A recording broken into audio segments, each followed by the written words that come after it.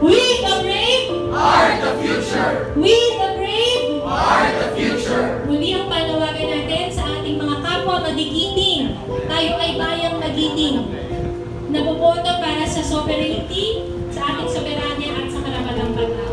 We're from different youth organizations who came together para sa isang broad youth movement that we're calling We the Brave.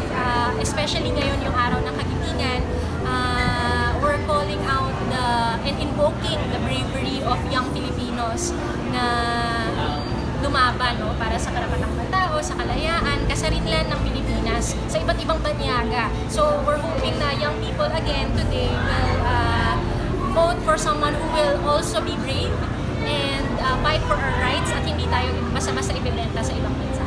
So we discussed yung mga stances namin on different issues, like what are the problems that we're facing now, but at the same time, we reiterated our bravery in the face of these issues, that we're going to continue fighting for our principles. Kahit pa tapos na ang eleksyon, kahit na may mga bagong nakaupo na sa gobyerno, tuloy-tuloy po yung paglaban namin para sa principles of human rights, of the dignity of all, and for a good life for every Filipino. Yes, we were asked today, what does the youth count when it comes to the coming elections? And I say it counts for a lot.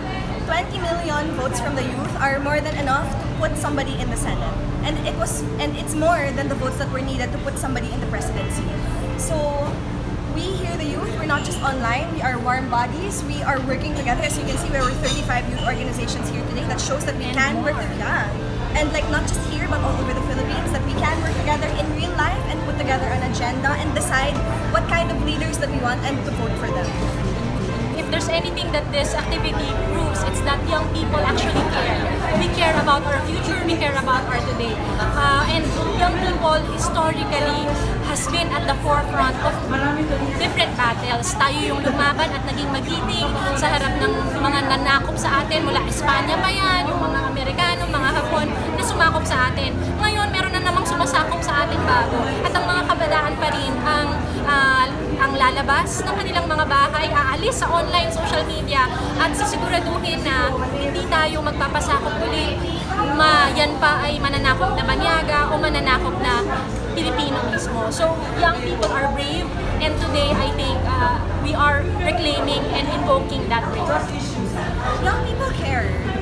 I think it's just a misconception that we are apathetic because the concerns that are of the Philippines now, that it's hard to find work, that it's not safe, that women are being disrespected, these are all concerns of the youth.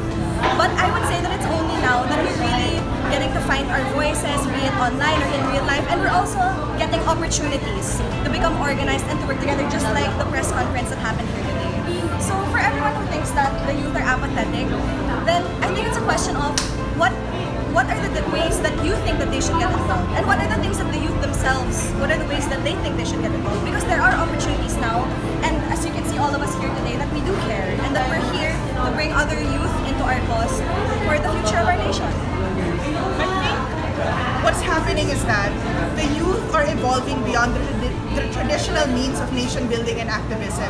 So there's a perception that because the youth are not simply repeating what has been done before, that they're not being active, when in fact they're innovating, they're creating new spaces for themselves to be involved, to make their voices heard. When I see youth on social media, I don't see that as being apathetic. I see them as creating and carving out a new space to make their voice heard. We see youth who are connecting with everyone across the Philippines, beyond their community, beyond their cities. And this is an example of how the youth are evolving, they're innovating, they're creating and challenging what we consider involvement and activism. So I challenge people to simply discard what they say as apathetic and open their eyes to all these different ways that the youth are being involved, because they're certainly active and they certainly care, and now more than ever they're committed to ensure that they get the future that they deserve. Okay, so what do you say to people who not only question but sometimes even mock activists? Like, mag-aral, lalo ng mga bata, mga kabataang aktivista, mag-aral na lang kayo or unahin nyo yung mga eskwelahan nyo. What can you say about that?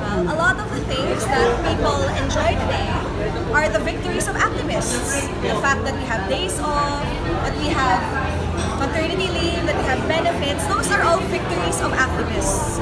So anybody who wants to go out and mock the activist movement has to take a long and hard look about all of the freedoms that they enjoy. Because all of those were won by people, young or old, who went out into the streets and who demanded that the government give us what we are entitled to. It's funny that we mock activists, no? Because like the things that we are fighting for, these are affect so many different people, and these affect tangible experiences of Filipinos. So, for example, in the youth agenda, we're talking about things like education, more quality and accessible education for all. We're talking about things like a better justice system so that you don't have to wait so long in the courts. You don't have to spend so much in the courts just to get your cases moving, so that you don't have to have a fair day in court. And these are concrete. These are things that we're concretely fighting for. And these are going to have tangible effects in the long run. And activism is one of the ways towards that, and there are different kinds of it, so you don't always have to be on the streets, you don't always have to be on social media. Sometimes it's the people who are talking to the officials, trying to get these policies approved, trying to get these programs included in the national list of the national agenda. Siguro rin, fighting for your country, fighting for your rights, hindi matatapatan ng kahit anong grades. At hindi naman ginigradean ang pagiging isang makabayan at isang maging magiting, di ba? Parang may grade ba yun? Sa palagay ko, yung makukuha mo ng grade doon ay yung alam mong nakakatulong ka sa kapwa at alam mong na ipapanalo mo na may maayos silang buhay at hindi sila nabamatay ng basta-basta lamang. Dahil sa pronouncement ng ating mga leader na hindi naman kinakampiyon ng ating mga karapatang pantao. At hindi naman in conflict ang pagiging aktivista sa pagiging estudyante. Kaya nga tayo lumalaban kasi namumulat tayo sa natututunan natin sa eskwelahan. At tinatala rin natin kung ano yung natututunan natin sa kalsada, sa ating komunidad, sa classroom mismo. Dala natin to. Ito ay isang bagay na hindi naman kailangan ng ihiwalay. Kita naman natin na maraming student activists, kahit katulad ng mga nandito ngayon na nag-i-excel sa kanilang mga fields, nag-i-excel sa mga orgs nila, kaya po natin ipagsabay dahil ito po ay isang challenge nga sa youth na tayo ay involved dahil tayo nga ay natuto sa eskwelahan natin. Kaya i-apply naman natin kung ano yung natutunan natin at ibalik na natin sa ating mga kapwa-kabataan ang ating natutunan sa kalsada. Let's vote for people who are brave enough to fight for our rights, even at the time na hindi sikat ang karapatang pantao, even at the time na mas madaling ibenta lang ang dignidad ng mga tao para sa onting kickback. Let's vote for people who will not terrorize us but will actually serve the people. Voting is an act of bravery, and let's also get people na magigiting sa loob ng Senado, sa loob ng mga opisina na dapat nagsisilbi para sa mga. When you cast your vote in an election, you are not only saying that I care about my country, but you're saying that I care about all of the other Filipinos. I care about people who I don't know, people whose struggles I do not share, and we're telling them that we want to secure your future. So my call is to look at the track records of the different candidates, because it's easy to say I'm a human rights advocate, I fight for the sovereignty of our country, but it's different to vote for someone who has already spent their lives working towards that they really practice the things that they say. So my call for this coming election season is to vote for people who walk their talk. For these elections, it's so crucial now that we vote not just for people, we vote for what they stand for, we vote for what they want to, what service they want to give us, what principles they want to uphold. And I think for this election, we have to remember that ang binoboto natin hindi lang basta-basta tao, kundi hindi lang basta-basta politics, kundi yung future natin, yung magiging buhay natin 5 years, 10 years down the line. A lot of what's happening in our society is because people are trying to hoard power for themselves. But one power they have not yet taken away from the Filipino people is their power to vote. Is their power to choose the leaders who will take them into the future. We urge the youth to vote on their principles. We urge the youth to vote for human rights and vote for sovereignty. And vote for the candidates who will defend and protect your future.